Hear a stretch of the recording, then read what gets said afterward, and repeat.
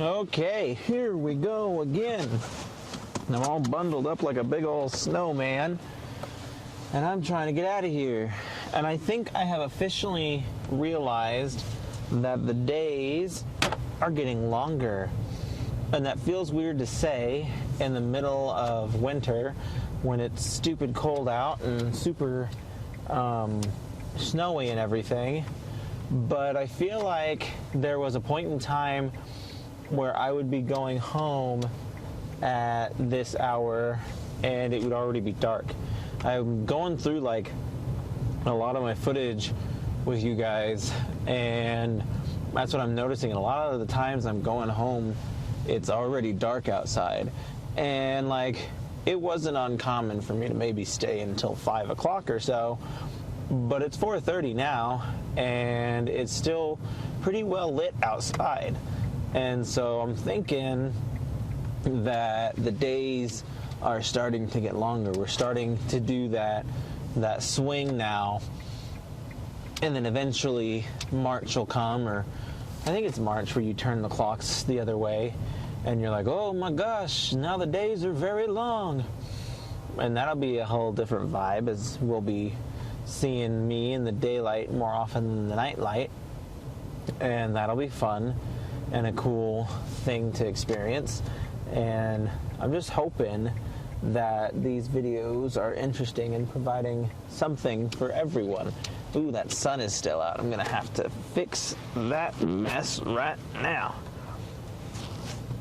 I literally just filmed a video kind of complaining about these microphones, in that their little fuzzies constantly fall off and it drives me nuts. And so I literally just this morning was like, oh, I hate the little fuzzies. The little fuzzies are supposed to be magnetic. They're supposed to stay on, but they don't stay on, and they're annoying. And I really hope that I can film a video without the little fuzzies and it won't sound terrible. I think they're going to let me go. All right, thank you. And so then I was on Instagram checking out how one of my videos was doing when I noticed a video of a popular creator that I like. They had pushed out a video and they were not wearing the little fuzzies on their mic either. These people keep going. They don't realize, like, you're not supposed to drive into the middle of the street like that. Like, this is a turning lane, but I'm not going to sit here and just get left behind because people are impatient. Like, this person behind me is just straight up blocking the lane now. Smooth move, buddy. People are something else when you get them behind the wheel. But at any rate, yeah, this popular creator that I follow and enjoy the content for, he was using these mics without the fuzzies. And it's just really funny how sometimes, like, when you need to see something, you see something. And I don't know if it's the kind of thing where, like, I'm only just now noticing it because I was paying attention to it that morning. Like, has he always been using these mics without the fuzzies, or am I just now noticing it? But like, there's something this company did, they did right, in that, like, everyone and their grandma seems to be popping up with these Rode wireless mics. And it's like, who decided that they were going to be like industry standard for videos moving forward? Because the people that I watched on Instagram, there's tons of people on Instagram popping up with these mics, and like, one of the guys I don't get, because like, all of his YouTube videos, he has terrible sound quality, but then on his Instagram he's got like major awesome sound quality because he's using these Rode mics. And it's like, are all of your YouTube videos just like really old, or like, what's going on here? And so at any rate, he's got a Rode mic going on. He's just some random YouTuber guy. And then there is this other people that I follow on Instagram. They've got Rode mics. The first person I ever noticed with a Rode mic, and I keep using this guy, the first person I ever noticed with a Rode mic was Sam Sulek. And he's the person that I kind of modeled my entire current platform off of. And so when I saw him with those mics, I was like, you know, his audio quality is pretty dang good. Like, I should see what he's got going on and figure that out. And now I'm going to have to watch one of his videos and see if he's got the little fuzzies on his or not. But somebody somewhere did a really good job advertising for these mics, because it seems like anybody who's on the internet is using these mics now. And the interesting thing to me is that they're not making any effort to hide the mic. They're just like, oh, yep, I got a mic on me. Here it is. You can hear what I'm saying. And I'm just like, Like, I've always operated under the impression that, like, you should try and hide your mic. You shouldn't make your mic visible. And, like, I am looking to film a feature-length movie at this point. And I was intending to use these mics to capture the audio, and I'm just thinking to myself, like, I wonder how that's going to work. I wonder how am I going to capture the audio and keep these hidden? And I feel like for the most part, you just keep them in the general direction of where you speak, and you put them, like right now I have the mic, the blocky part popping out of my shirt, and I would probably tuck that part into the shirt and see if I can hopefully just make it not so noticeable. If you have like close-up shots and stuff, that's when it's going to be harder to hide it. But we can figure all that mess out when we figure it out. And like, I feel like there is, obviously there's techniques that they use in actual film to capture sound in a way that it's not easily noticeable. And like, I feel like the classic thing you see is those really long overhead like microphone poles that are dangling downwards, and so you can angle it to where the mic is not in the shot, but it's picking up people's volume and you hear what they say. That's like stereotypical studio mic when I think of like a recording mic. But I'm like, honestly, like, why haven't we moved to like a wireless mic system in film yet? Or have we moved to a wireless mic system in film and I just don't know about it? I don't keep up with like film production in that regards, and so I don't really know, like, are we filming, when we do films, are we using wireless mics these days? Or are we still doing the long pole that people kind of talk into? The long pole does not seem like the best way to record sound, but like obviously they've used it for years and it didn't like make any major problems. I feel like certain like older movies have their sound disjointed from their film, and I might sound like a complete idiot when I say this, because like the people who are out there who know a lot about movie productions are probably like, yeah, duh, they didn't start using integrated sound recording until 1952 or whatever. But I feel like not as old as 1952. I feel like 80s and like 70s and 80s films, like their audio was not always in sync with the video, and it's like they recorded them both at the same time, but you almost have to manually match it up, and you can kind of tell sometimes that they didn't match it up quite right. One of the biggest examples of that I noticed, and like they openly admitted to, was the movie GoldenEye. The actor who plays, not GoldenEye, Goldfinger. The actor who plays Goldfinger was a German actor who didn't speak a lick of English, and they would show him like somebody saying the English words to him, and then he would make his mouth make the best kind of imitation he can of what that person was saying, and then they had all of his lines dubbed over by an English speaking actor. And back then I didn't notice it, because most movies I watched back then, I feel like the lines or the audio did not always perfectly match up with the video, and so I didn't really think anything of it. But then I was watching this making of, and they're like, oh yeah, we completely had all of his lines redid, and I was like, wow, that's wild. But it's also kind of interesting to me, because like if they were really doing like audio video back then like that as a separate thing, I don't know, just I feel like it would be more widely known. Like I should know that, but I I honestly don't know. And I haven't like seriously looked into like how do you put out a movie, and so I don't honestly know, like, is that something that's like common knowledge if you're in that field of work? Like, duh, the audio and the video is always separate, because like at some point in time you gotta work in your sound effects too. Like, you're not recording sound effects while you're recording the movie. And so it's like, is the audio process of the film, how much of that is independent from the film itself? And that's just an interesting little piece of information to consider. Like, is the audio its own body of work? And like, I feel like it's safe to say yes, even if it's not being independently published, it's at least its own, or enough of its own thing to warrant its own team of people working on it. Even like, you have your own audio visual team of people. And so yeah, this is an interesting thing as I think about filming my own movie and how to go about doing that. I'm like, yeah, we could use these mics.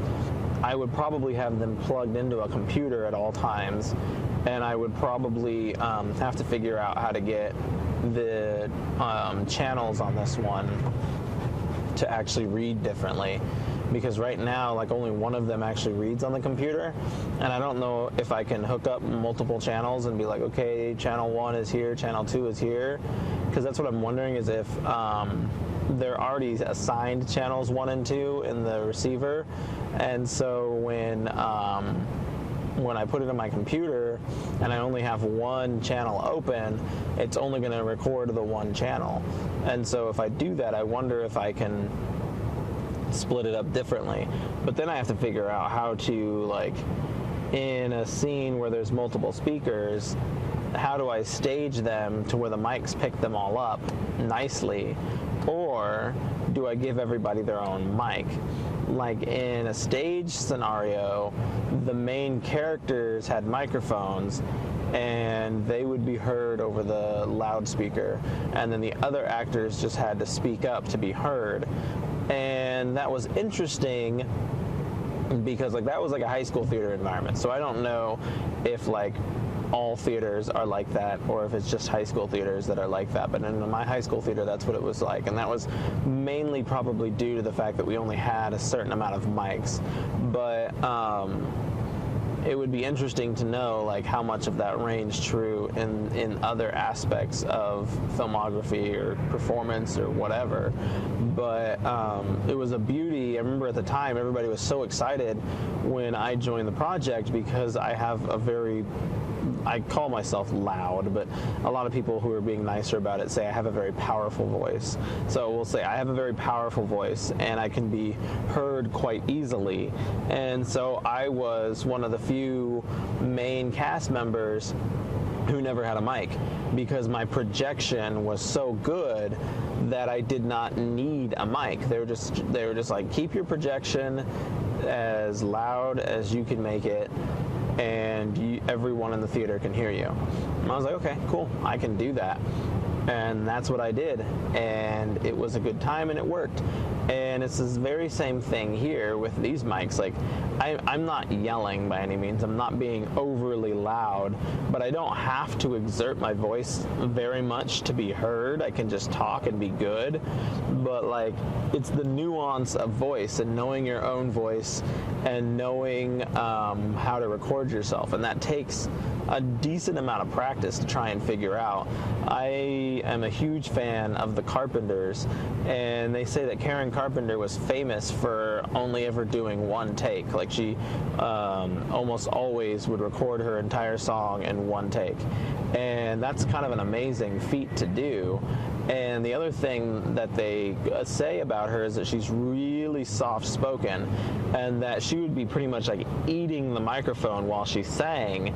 And it's interesting to me that, like, someone as soft-spoken as that can, like, we can bring out the sound in her voice, even though she's, like, really quiet and like having to be on top of her microphone to get that sound out of there. But it's interesting because, like, if you hear any of the stuff that, like, they sing, she is very clear, her vocals are crisp, and it doesn't sound like it would be coming from this incredibly quiet individual, but it's also not like an aggressive vocal by any means either. It's a very soothing and good, like, solid sound to it. And so that's like another interesting thing about just like recording in general, is like you have to adjust to the voice of the person speaking. And like I could only imagine like being someone who actually works in like a recording studio and be like, oh, I'm used to dealing with this kind of person, and this person comes in and he talks like this, and now I got to figure out how to capture that in the best way possible, and just keep on adjusting, so to speak, to all the nuances of the demands of the business or whatever. And so, yeah, sound is a very interesting thing to figure out, and I've been playing with it now for a very long time.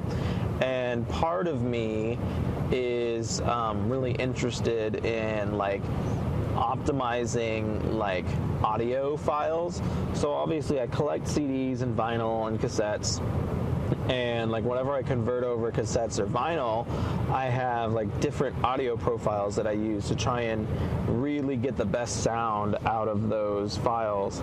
And part of me is a bit of a purist, and so like the idea of modifying these sounds does not appeal to me that much. I'm like, oh, I really shouldn't be doing this. But like, I remember my dad has this really big fancy stereo setup, and he has an EQ, an equalizer, on his stereo setup.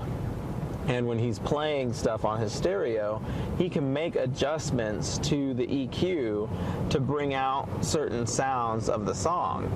And there's an equalizer feature on the computer program that I use, and that's kind of how I justify it to myself. Like, people have always been modifying their listening experience to be the best possible listening experience that caters to what they want out of a song. And you could use an equalizer when you played analog music back in the day, and so it is safe for me to use an equalizer when editing analog music present tense. And because like that's the big thing, is like I want to preserve the analog sound. I don't want it to just be like a digital sound. There's no point in me collecting analog mediums if I'm just going to convert it to a digital thing. And that's what, like, I was at this antique store, I think, one time looking through records, and this guy was like just making small talk with me, and he was like, man, I got a Bluetooth turntable. It's the greatest thing ever. It sounds so good. And I'm like, that completely defeats the purpose of a Bluetooth or of a turntable. Like, the idea of listening to vinyl, 90% of that appeal is the analog sound that you get from it, not the digital sound. So if you're going to take that analog sound and then convert it to a digital signal and then digitally send it over to a speaker, like, you have completely nullified any sort of value that listening to vinyl has. You ought as well listen to Spotify at that point, and I hate Spotify. Like, if I'm advocating someone to listen to Spotify, you know that what they're doing is bad. And so, no, all my analog devices hook up directly and into my recording device, and so I record as directly as I possibly can from analog signal to computer, and then I will use the digital equalizer to bring out as much as I can from the sound. I try to use a clear vocal mix, which helps muffle like the natural noise that you get from most analog platforms. And then I will use usually a bass booster. Cassettes will give you really nice bass out of them. Vinyl, not so much. I have found that I get decent amount of bass out of an 8-track too. They've been kind of fun to play with. And so, yeah, if I'm doing a cassette, it's usually a clear vocal equalizer and a bass boost. And then if I'm doing vinyl, it's usually just the clear vocal equalizer. And watching your levels, making sure nothing is clipping or peaking or any of those bad things. And like I said, honestly, it's become a pretty enjoyable hobby. And I think the thing I like about it the most is like I'm customizing my music library. Like this is my music library. No one else is going to have a version of Don't Go by Yazoo that sounds quite like my version. And it's a version that I have tailored to my own listening experience, and that I took it off of a cassette because I knew I wanted bass in that song, and so I took it off of a cassette so I could get some good bass out of it. And then I toiled with that probably for an hour trying to find like the perfect balance, watching my levels to make sure my bass was as high as it could go without peaking or clipping, and adjusting the EQ on the clear vocals to make sure that that sounds good. And honestly, like, it's a wonderful way to spend a day. It's like when you're converting entire albums, it's not the best way to spend a day, because if I spend 2 hours on one song and I'm trying to convert an entire album over, that is very easily going to take me 20 hours. So not going to be doing that. But like for the songs that mean something to me, the songs that I really like, that really hit home, I will spend a decent chunk of time making sure that my version of it sounds the best that it possibly can. The fun thing about Don't Go by Yazoo is I own it on every major medium. I own it on CD, I own it on cassette, and I own it on vinyl. And the fun thing is I can now compare the three and be like, ooh, which one sounds better? And it's kind of unfair because I've heavily modified my cassette version, but my cassette version is definitely the superior version of that song. And another thing that a lot of people don't think about when they're getting into music is like, what medium was this song mastered for? Was it mastered to be on a cassette? Was it mastered to be on a CD? Was it mastered for vinyl? Figure out what it was mastered for, and that is probably what you'll get the best sound out of it for. And so, yeah, it has been another exciting day. I talked to you guys about something that I didn't necessarily think we were going to talk about. I have 4 minutes left on this SD drive, so I need to empty that out when I get inside. I need to work on some more SD or movie uploads and all that fun stuff. So y'all have a good rest of your day, and thanks for tuning in.